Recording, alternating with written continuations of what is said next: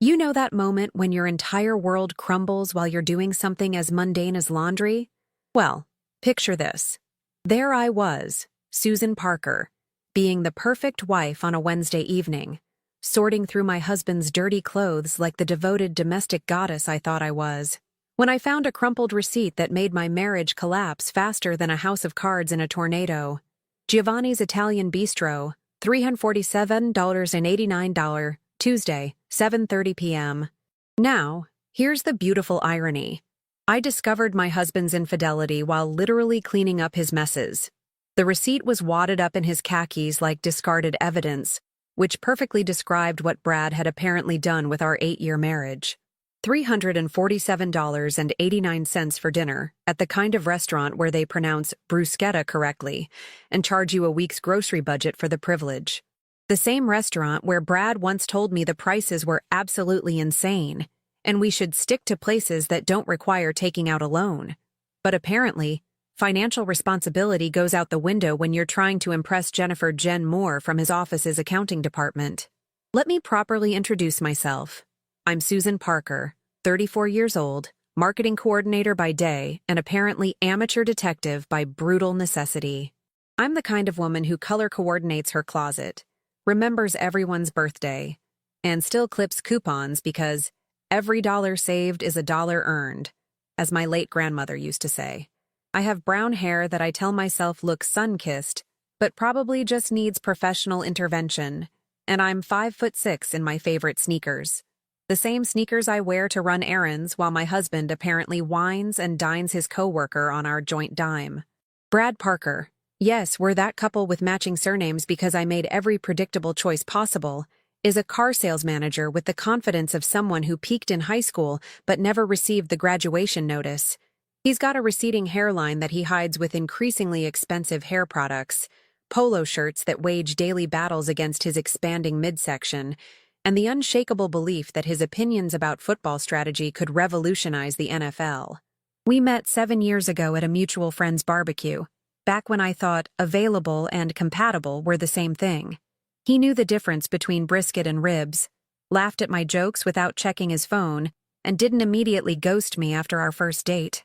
The bar was apparently buried so deep underground it needed archaeological equipment to find it. Our wedding was Pinterest perfect in the most aggressively mediocre way imaginable. Beige color scheme, predictable venue, chicken or fish dinner options, and a DJ whose idea of musical diversity was playing both Celebration and We Are Family. We honeymooned in Cancun, where Brad spent 3 days with food poisoning while I read romance novels by the pool and wondered if this was divine commentary on our future. Spoiler alert, the universe has an excellent sense of foreshadowing. For 8 years, I've been the gold standard of supportive wives. I laughed at his recycled jokes, pretended to understand his fantasy football obsession, and never complained when he left dirty dishes in the sink, like he was conducting advanced scientific research on bacterial ecosystems. I organized family gatherings, remembered his coworkers' names better than his assistant did, and basically became a one-woman cheerleading squad for his mediocre accomplishments. Meanwhile, I slowly disappeared into the beige wallpaper of suburban married life. My dreams downsized, my world shrunk, and my identity morphed from Susan Parker, marketing professional with opinions, to Brad's wife, the organized one who handles everything domestic. But back to that receipt, crumpled in his Wednesday laundry like a confession written in restaurant ink. $347.89. That's half of what I contribute to our joint savings account every month. You know, the account where I've been religiously depositing money for our future dream house, while Brad was apparently investing in someone else's romantic portfolio. I stood in our laundry room, holding this piece of paper like it might spontaneously combust, trying to process what I was seeing. Because Brad Parker, the man who once haggled with a Subway employee over whether extra pickles warranted an upcharge, had just spent more on one dinner than we typically allocate for entertainment in an entire month. The date on the receipt was Tuesday. The same Tuesday Brad came home at 10:15 p.m. claiming he'd grabbed something quick after staying late for inventory. But here's the thing about Giovanni's. They don't serve quick anything. And their atmosphere doesn't include fluorescent lighting and cash registers that ask if you want to make it a combo. Instead, Brad had arrived home that night smelling like expensive cologne layered over someone else's perfume, with breath that suggested wine pairings rather than drive-through convenience. I'd actually complimented him on his good mood, thinking work was going well. Turns out, work was going very well indeed, just not the kind that involved selling cars. As I stood there surrounded by dirty laundry and devastating evidence, puzzle pieces I'd been willfully ignoring for months suddenly snapped into focus with brutal clarity. The mysterious wardrobe upgrades, the gym membership he never used but somehow always needed to stop by after work, the phone that had evolved from casual communication device to classified government equipment, always face down and within arm's reach, the credit card charges I'd been too trusting to investigate, the florist payment that never resulted in flowers for me, the coffee shop receipts from parts of Austin I'd never visited, the sudden interest in client dinners that always seemed to happen when I had book club or family obligations. Jennifer Moore. I'd met her exactly once at Brad's company Christmas party, where she'd complimented my earrings and recommended a true crime podcast I'd never heard of. She was everything I wasn't, effortlessly confident, naturally funny, and apparently the type of woman who inspired married men to spend their mortgage payment on appetizers. The worst part? I'd genuinely liked her during our brief conversation.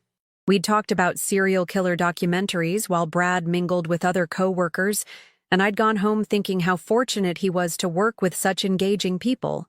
Little did I know I was bonding with my future replacement over our shared interest in people who destroyed lives for personal satisfaction. But here's where the story takes an interesting turn.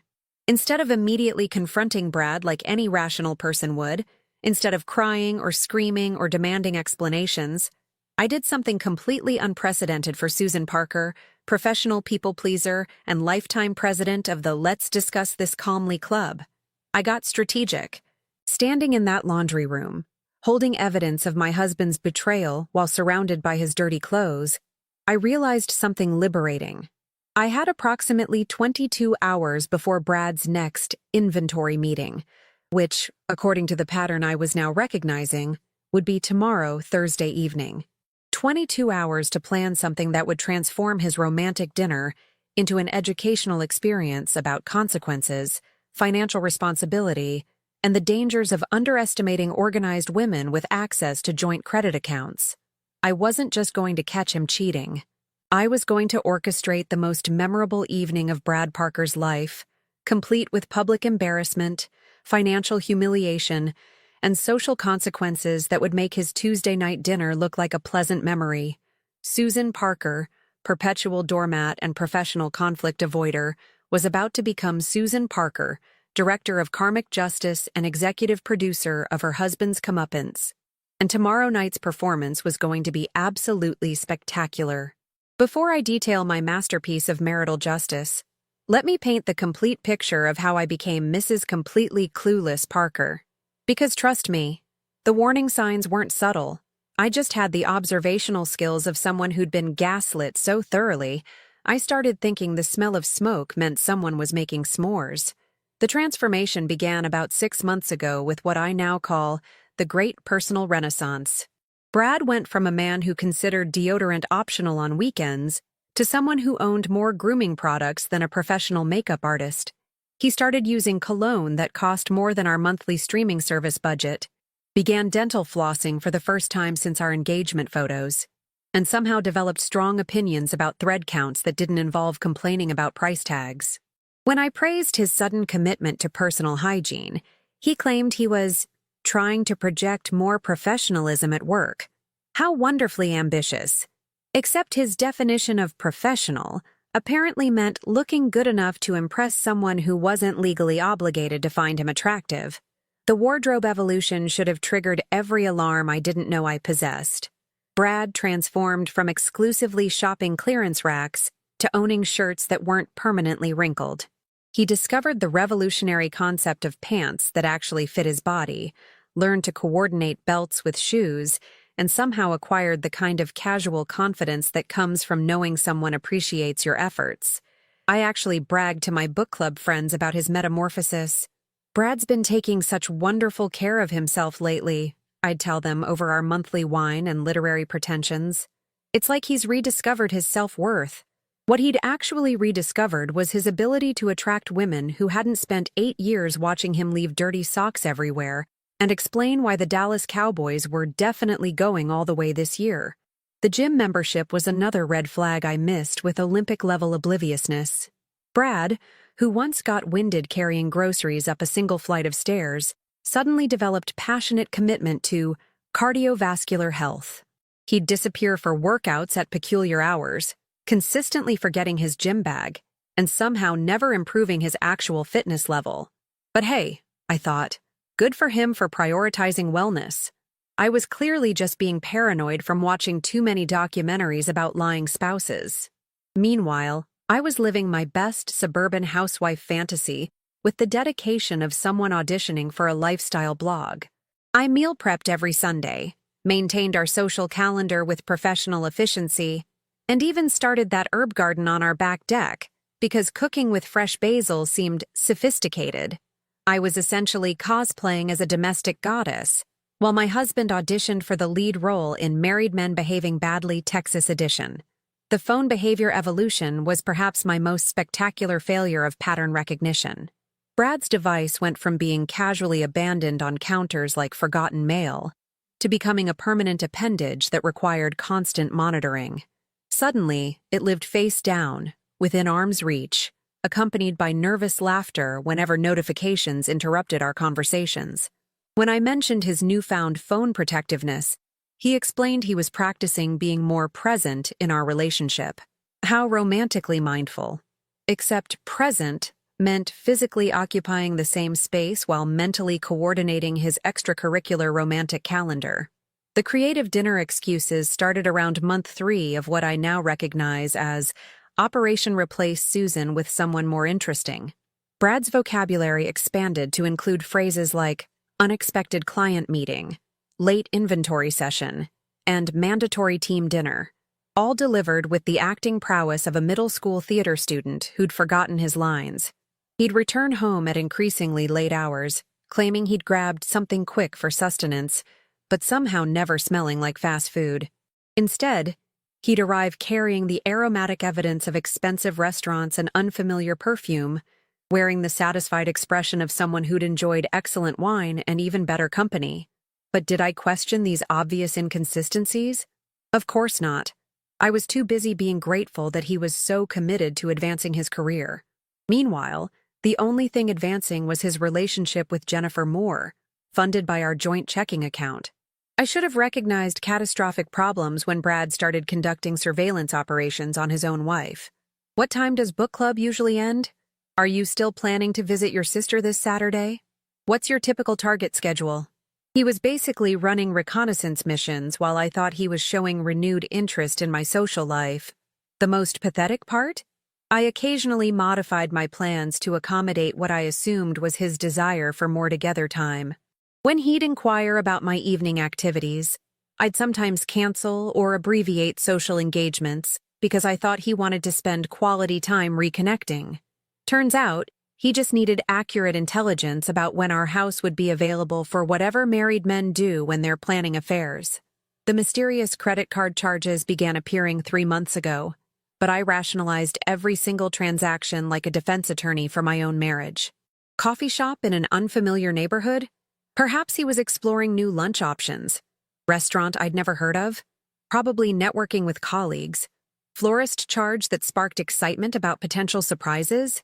Spoiler alert, those flowers were definitely not destined for our kitchen table. I actually inquired about some charges using my sweetest, most non-threatening voice. Oh, that Italian place looks elegant. We should try it together sometime. His response? Maybe eventually. It's not really your type of place, though. Apparently, my type was chain restaurants with kids' menus, while Jen's preferences required actual reservations and wine that didn't come with twist-off caps.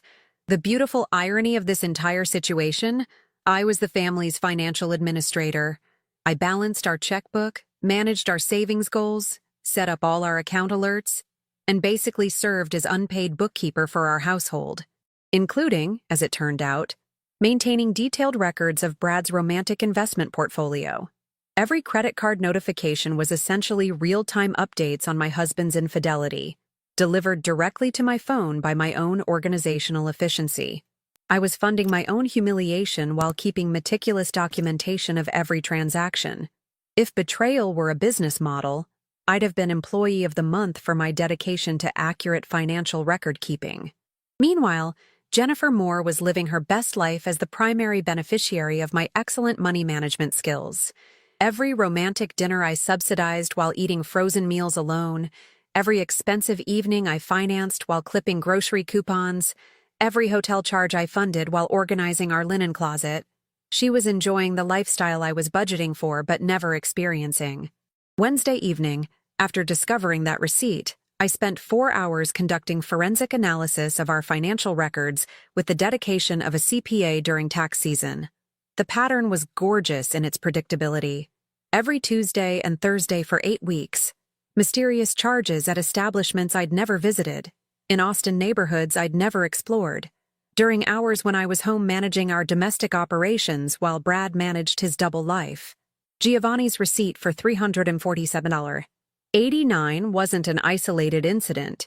It was the crescendo of a financial symphony of deception. There were dozens of supporting transactions. Upscale coffee shops, wine bars, that boutique hotel downtown that charges more per night than our monthly mortgage payment. Brad had essentially been conducting a comprehensive romantic campaign, using our shared resources while I stayed home optimizing our household budget and researching bulk purchasing strategies. But here's where Susan Parker, lifetime member of the Surely There's a Reasonable Explanation Club, decided to do something completely unprecedented. Instead of confronting him immediately like any sensible person would, instead of demanding explanations or scheduling couples counseling, I made a decision that surprised even me. I decided to get creative. And tomorrow evening, when Brad assumed he was heading to another romantic dinner funded by his wife's financial responsibility, he was going to discover that sometimes the best education comes from experiencing consequences in real time. That crumpled receipt wasn't just evidence of his betrayal. It was a roadmap to the most enlightening evening of Brad Parker's adult life. Thursday morning arrived with the kind of crystalline clarity that comes from finally seeing your life in high definition, instead of through the soft focus filter of willful ignorance. I woke up with a plan so perfectly orchestrated, it could have been composed by the universe's Department of Poetic Justice. The magnificent thing about being married to someone predictably dishonest is that their patterns become as reliable as atomic clocks. Brad departed for work at 7:30 a.m. with his standard forehead kiss and familiar promise. Probably running late tonight. Big inventory session with the regional manager. I smiled sweetly and wished him a productive day while mentally scheduling his upcoming educational experience. Phase 1 required reconnaissance disguised as wifely concern. Around 10 a.m., I called Brad's office using my cheerfully supportive, checking on my hard-working husband voice to speak with Maria, his assistant. "Hi, Maria, it's Susan. I wanted to surprise Brad with his favorite dinner tonight, but I know he mentioned possibly working late. Is that inventory meeting definitely happening?" Maria, bless her unsuspecting heart, provided more intelligence than she realized. "Oh yes, Mrs. Parker. Mr. Brad blocked his entire calendar from 6 to 10 p.m. for tonight. He specifically requested no interruptions for his very important client consultation." Perfect. A 4-hour window of inventory management that definitely wasn't happening anywhere near actual inventory. I thanked Maria enthusiastically and spent the remainder of the morning fine-tuning my masterpiece. The first crucial step required a performance worthy of professional recognition. Around lunchtime, I contacted our credit card company using my most distressed voice. "Hi, I need to report my credit card as lost or stolen," I informed the customer service representative, whose name was apparently Jessica, and who sounded like she'd rather be literally anywhere else on the planet. "When did you last use your card, ma'am?" Jessica asked with the enthusiasm of someone reciting scripts for the millionth time. "I'm honestly not sure," I replied, allowing just the right amount of panic to color my voice. I went shopping yesterday and thought I had it, but now I can't locate it anywhere. I'm worried someone might have taken it or maybe it fell out of my purse. Jessica guided me through standard fraud prevention protocol. I'm immediately canceling your current card and will expedite a replacement within 2 business days. Any charges attempted after this moment will be automatically declined and flagged as potentially fraudulent activity. Absolutely beautiful. I thanked Jessica profusely and disconnected with the satisfaction of someone who'd just armed a very expensive time bomb set to detonate at precisely the right moment. But credit card cancellation was merely the opening act of tomorrow's performance. See, I'd invested 8 years being the perfect supportive wife, the one who memorized anniversary dates and coworkers' birthdays, the one who understood Brad's schedule better than his own personal assistant. Today, all that accumulated knowledge was about to become strategically weaponized. My next conversation was one I'd been avoiding for years, but suddenly anticipated with genuine excitement. Calling Margaret Parker, my mother-in-law.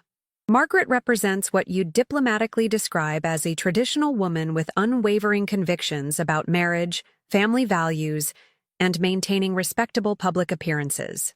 She's also the type of mother who raised her son with crystal-clear expectations about how married men should conduct themselves.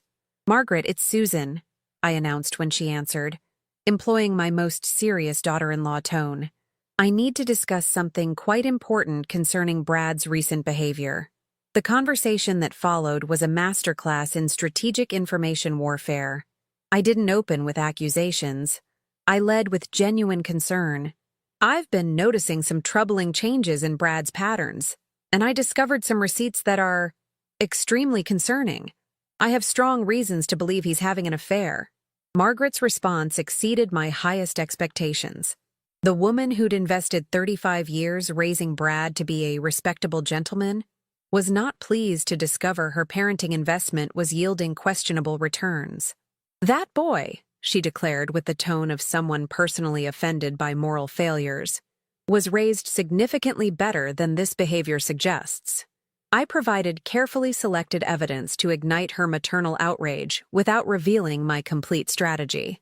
The suspicious credit card charges, the mysterious schedule modifications, the sudden obsession with personal grooming.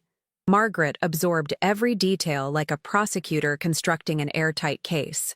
"What do you need from me?" she asked, which was precisely what I'd hoped to hear. "I need him to face appropriate consequences," I stated simply, "and I need assurance that his family won't enable him to avoid responsibility for his choices." Margaret Parker, I discovered, maintained stronger convictions about family honor than family loyalty when the two concepts conflicted. "Consider that handled," she replied with the authority of someone who'd spent decades ensuring actions produced consequences. Thursday afternoon, I took a strategic drive to Jen's apartment complex. Yes, I knew her address because Brad had mentioned it during one of his complaints about Austin traffic patterns, and I possess an excellent memory for details that later prove useful for justice purposes. I wasn't planning direct confrontation. That approach would be messy and potentially legally problematic. Instead, I had something far more elegant in mind. Jen resided in one of those trendy young professional complexes featuring community bulletin boards, active social media groups, and residents who probably thrived on neighborhood drama. I invested considerable time crafting the perfect anonymous community notice. "Attention residents. Please be aware that Jennifer Moore in Unit 3B is currently conducting an affair with a married man. They've been observed together at multiple local establishments. Thought the community should understand what type of person shares our amenities. A concerned neighbor who values community integrity." I printed multiple copies at different locations: FedEx, the public library, and a copy shop, using various fonts and paper types to create several versions. By Thursday evening, Jen's bulletin board would resemble a community announcement about her extracurricular activities. My final preparation involved calling a locksmith. Carlos from Reliable Austin Locksmith was available Thursday afternoon and didn't ask uncomfortable questions when I explained that my estranged husband needed to be denied access for personal security reasons. He simply nodded professionally and scheduled the appointment for 3 p.m. Thursday, well before Brad's client consultation, but hours after his departure for work. Thursday evening arrived with the kind of anticipation usually reserved for championship games or elaborate revenge fantasies finally materializing. Brad left work following his standard routine, completely oblivious that this would be his double life's final performance. I spent the day in calm preparation, like a theater director ensuring every detail was perfect before opening night. At noon, I posted the community notices at Jen's complex. At 3 p.m., Carlos changed our locks with professional efficiency. At 4 p.m., I confirmed with Margaret that she was available for an important conversation with Bradley this evening. By 5:30 p.m., I was home in my most comfortable pajamas, positioned on our couch with excellent wine and my phone, watching the clock count down to what would undoubtedly be the most educational evening of Brad Parker's adult existence. At 6:15 p.m., I received Brad's predictable text, "Heading into the big meeting now. We'll definitely be late. Don't wait up for me." At 6:30 p.m., I called our credit card company's customer service line one final time. "Hi, I reported my card as lost yesterday, and I wanted to confirm it's definitely been canceled, because I'm noticing some suspicious activity attempts." The representative confirmed that any usage attempts would be immediately declined and flagged as potentially fraudulent. Absolutely perfect. At 7 p.m., I settled comfortably with my wine and phone to await the evening's entertainment. Somewhere across Austin, Brad and Jen were probably reviewing Giovanni's wine selection, completely unaware that their romantic evening was about to transform into a financial catastrophe and social disaster that would make reality television seem boring by comparison. The first call arrived at exactly 7:43 p.m., and it wasn't from Brad.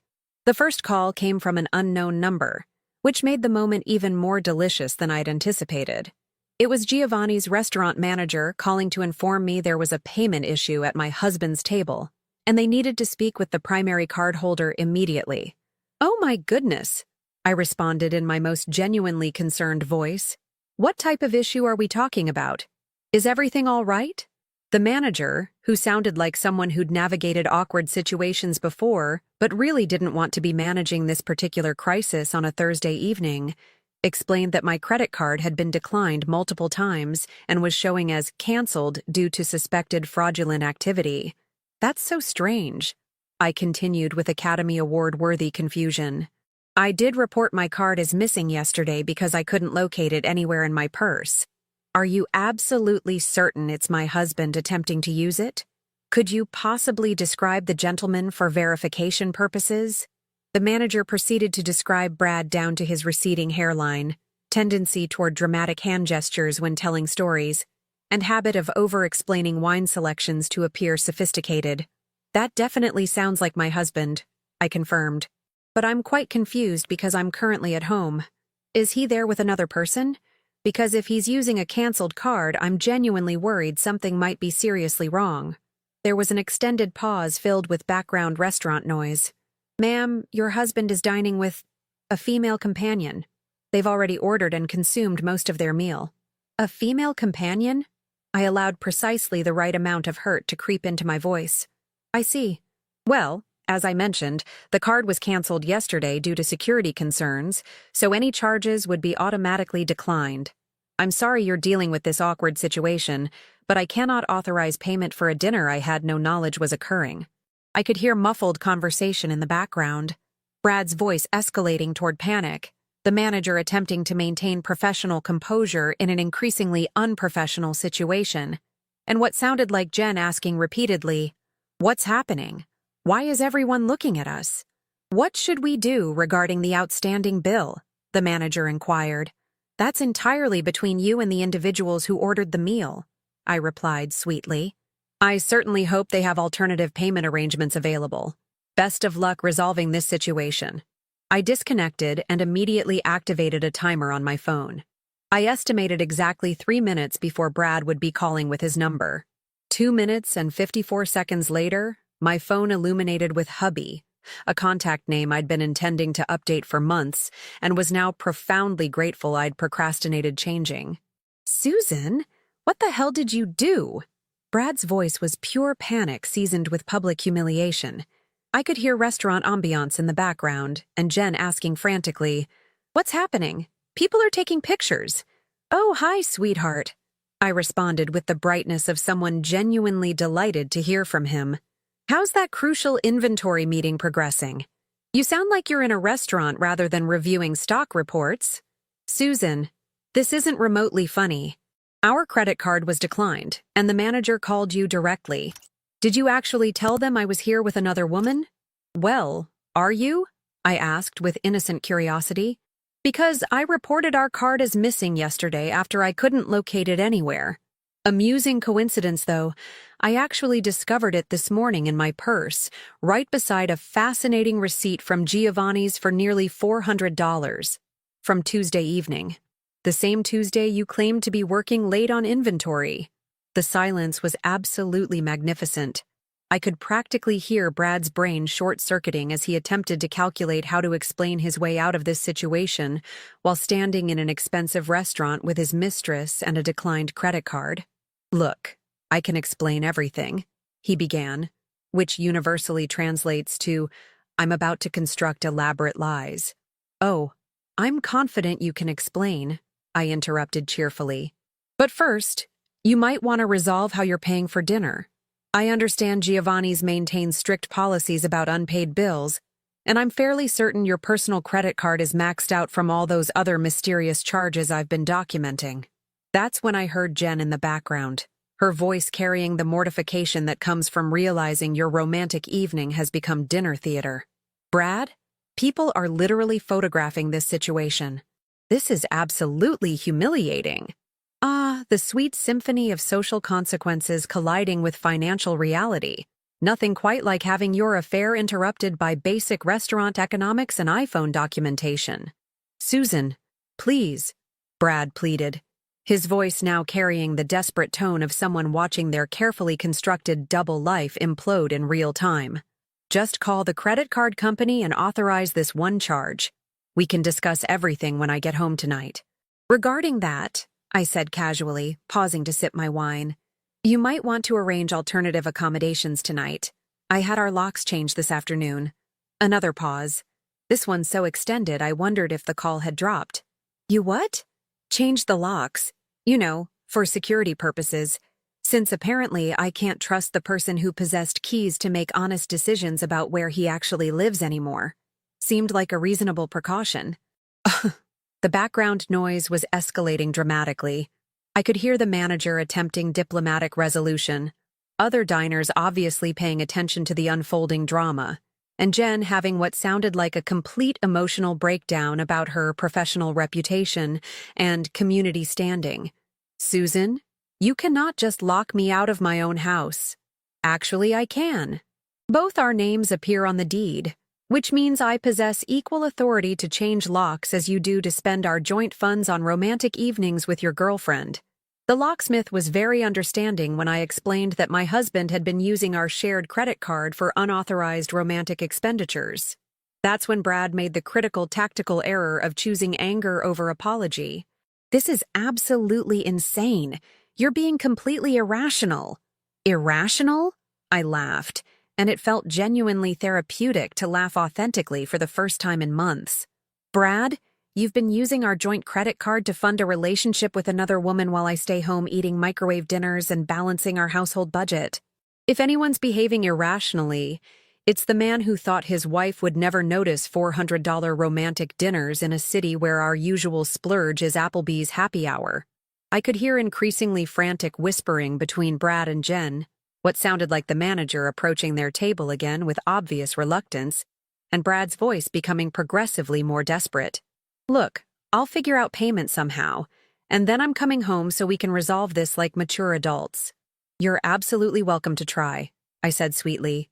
"But Brad, you should probably call your mother. She's expecting to hear from you this evening. Something about family values and public embarrassment. She expressed quite strong opinions about married men who apparently forgot their upbringing."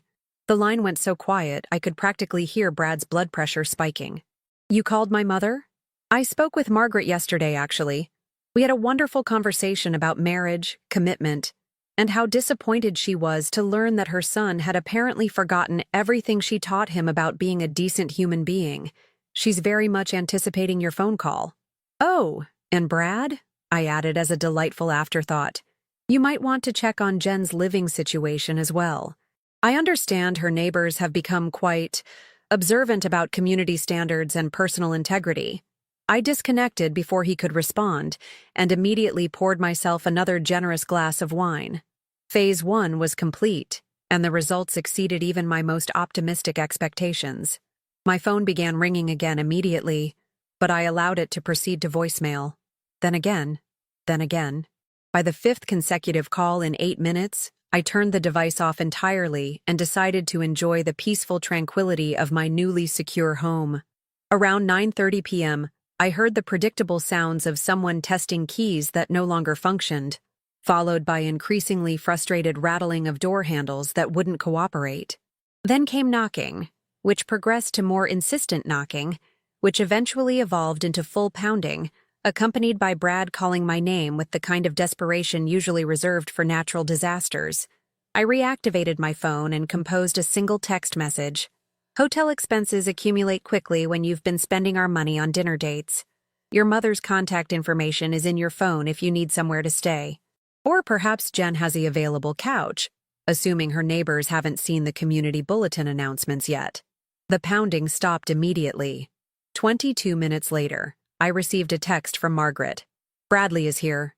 We're having an extensive conversation about consequences and responsibility. Thank you for informing me about what type of man I apparently raised. Perfect. Let him explain to his mother why he was sleeping in his childhood bedroom at 35 years old. Not because of youthful indiscretions, but because he'd systematically betrayed his wife's trust and depleted their joint accounts to fund an affair with his coworker.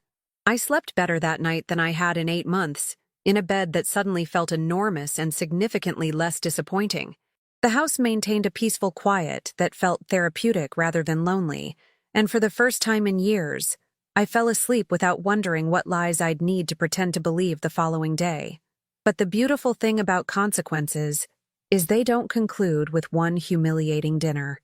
They tend to compound and multiply, like interest on debt that continues growing until someone finally pays attention to the balance.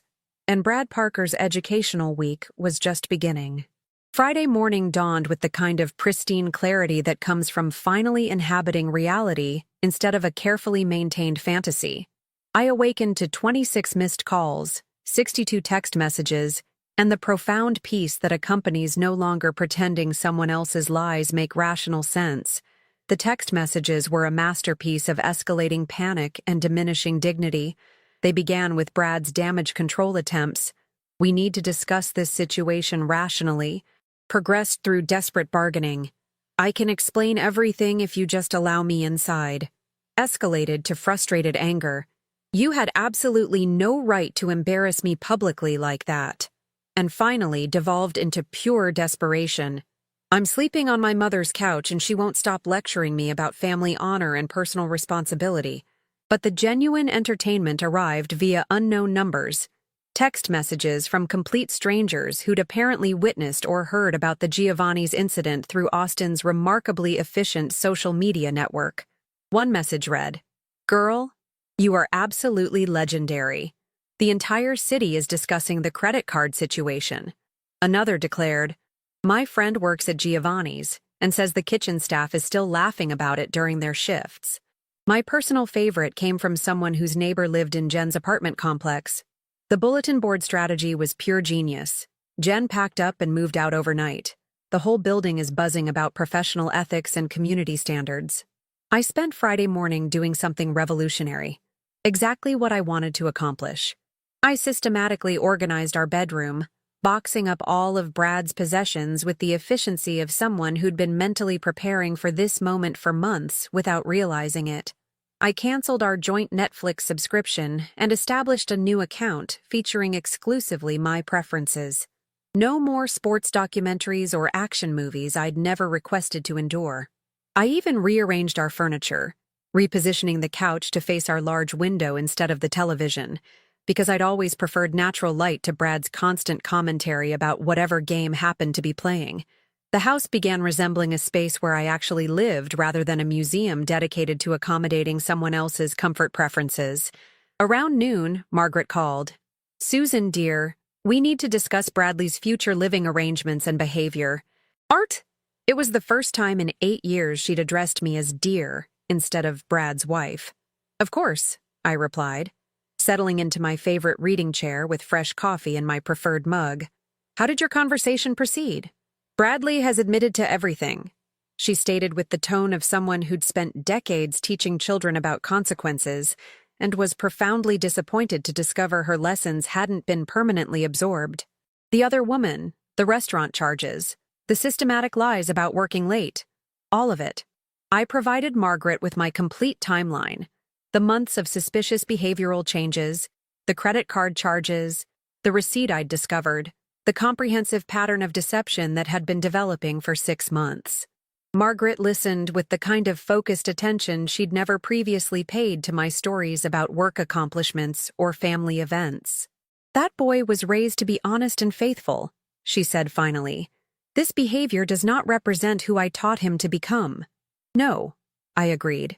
"You raised him excellently. This represents who he consciously chose to become despite your good parenting." There was an extended pause. "What do you need from me to move forward successfully?" That's when I realized something beautiful was occurring. Margaret wasn't calling to defend her son or request that I forgive his behavior. She was calling to determine how to help me handle the situation with dignity while ensuring Brad faced appropriate consequences for his choices. "I need him to understand that this marriage is completely finished," I stated simply, "and I need to initiate divorce proceedings without drama, manipulation attempts, or family interference." "Consider it handled," Margaret replied with the authority of someone who'd spent 35 years ensuring that actions produced consequences. "Bradley will behave appropriately throughout this process, or he'll discover himself without family support during these proceedings." 2 days later, Brad arrived with his mother and sister to collect his belongings. He appeared like someone who'd spent an extended weekend being lectured by every woman who'd ever held authority over him and finally understood that charm and manipulation don't work on people who'd witnessed his childhood tantrums. "Susan," he began, but Margaret interrupted with a look that could have stopped highway traffic. "Bradley will apologize sincerely," she announced firmly, "collect his possessions, and leave you in peace to begin your new life." Brad's apology represented everything I'd expected. A comprehensive masterclass in non-apologies featuring phrases like, "mistakes were made," and "if my actions caused you to feel hurt." But I no longer required a quality apology. I needed him permanently gone, and Margaret was ensuring that occurred efficiently. "Your belongings are boxed and ready by the entrance," I informed him, gesturing toward the neat stack I'd prepared. "My attorney's contact information is with your mother." As they loaded boxes into Margaret's vehicle, Brad attempted one final manipulation. "You understand I love you, right? This situation with Jen, it was meaningless. It didn't represent anything important." "I understand completely," I replied with calm finality, feeling nothing except tired relief. "That's precisely the problem. I was important, and you traded me for something meaningless. That tells me everything I need to know about your judgment and character." He departed without another word, and I watched from my front window as Margaret's car pulled away, carrying the physical remnants of my previous life. The divorce was finalized 6 months later. Texas community property laws meant I received half of everything, including half of the credit card debt Brad had accumulated financing his relationship with Jen. The final accounting was almost poetic in its justice. He'd spent nearly $9,000 over 6 months on hotels, restaurants, gifts, and romantic weekends, all funded by our joint accounts while I remained home managing our household budget and researching bulk purchasing strategies. The most satisfying aspect of the settlement was retaining our house. Since I'd been making consistent mortgage payments and could demonstrate financial stability, the judge awarded me complete ownership in exchange for assuming full mortgage responsibility. Brad retained his credit card debt and whatever memories those expensive dinners had created. Jen, meanwhile, discovered that dating a recently divorced man with substantial financial obligations and a mother who actively despised her wasn't quite the romantic adventure she'd imagined during their affair. They separated approximately 2 months after the divorce was finalized, when Brad couldn't afford to maintain the lifestyle she'd become accustomed to during their restaurant tour of Austin. Last I heard, she'd relocated to Dallas for a fresh beginning, which is Texas code for escape the social consequences of your personal choices. Brad attempted to re-enter the dating scene, but word had spread through Austin's surprisingly interconnected social circles. Apparently, women aren't enthusiastic about dating men who are notorious for financial infidelity and public restaurant humiliation. His dating profile probably should have included recently divorced due to credit card fraud and community embarrassment. Complicated mother relationships included at no additional charge. As for me, I'm thriving beyond my expectations. 6 months post-divorce, I received a promotion to marketing director. Apparently, when you're not investing all your emotional energy managing someone else's poor decisions, you have significantly more bandwidth for professional success. I enrolled in pottery classes because I'd always wanted to learn, but never had time when I was busy performing the role of perfect supportive wife. I even returned to Giovanni's on the 1-year anniversary of the incident. The manager recognized me immediately and sent complimentary champagne with a note. For the most memorable evening in our restaurant's history. You're welcome anytime, and we guarantee all payment systems are functioning perfectly. My house feels completely transformed now. The walls are painted colors that make me genuinely happy. The refrigerator contains food I actually want to consume, and there's not a single sports channel programmed into my cable subscription. I wake up every morning in a space that reflects my choices rather than compromises with someone else's preferences. Sometimes people ask whether I regret how I handled the situation, whether I wish I'd attempted counseling or offered Brad another opportunity. The answer remains consistent. The only thing I regret is not canceling that credit card 6 months earlier, because 8 years of marriage and 1 perfect evening of financial justice taught me this essential truth. Sometimes the most loving thing you can do for yourself is stop trying to save someone who's actively choosing to betray your trust. And sometimes the most effective way to teach someone about consequences is to allow them to experience those consequences completely, even if they arrive in the middle of an expensive dinner with their girlfriend. In the end, I didn't just cancel a credit card. I canceled a subscription to a life that was slowly erasing my identity, one joint decision at a time. And unlike Brad's relationship with Jen, my cancellation came with absolutely no regrets and 0 interest in renewal options. Turns out the best revenge isn't simply living well. It's living authentically, with complete control over your own financial decisions and no one else's permission required to be happy. And that, my friends, is worth more than every expensive dinner in Austin combined. And that wraps up today's story. Now we want to hear from you. Where are you watching from? Drop your city or country in the comments, and let's see how far these stories reach. If this story moved you or gave you chills, give it a like, share, and subscribe for more powerful stories. One last thing, rate the story from 1 to 10 in the comments. Your feedback helps us bring you even better ones next time. Thanks for watching. We appreciate you being part of this storytelling journey.